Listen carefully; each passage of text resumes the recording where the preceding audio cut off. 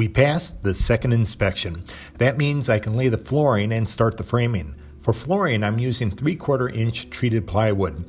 I thought for a shed it would be best to use treated wood, and since my supplier didn't have any tongue and groove treated plywood available, I'm just using butt joints. I'm gluing the plywood sheets down with construction adhesive and then screwing it with decking screws. This way, no nails will work up and cause squeaks. The glue does make it a little harder to make sure all the boards are in the correct position prior to nailing.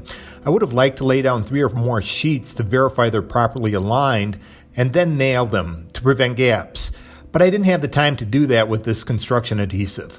I had to go one sheet at a time. If I had to do it over, I would have looked a little harder and spent the money on tongue and groove sheets to help prevent gaps and help align the sheets.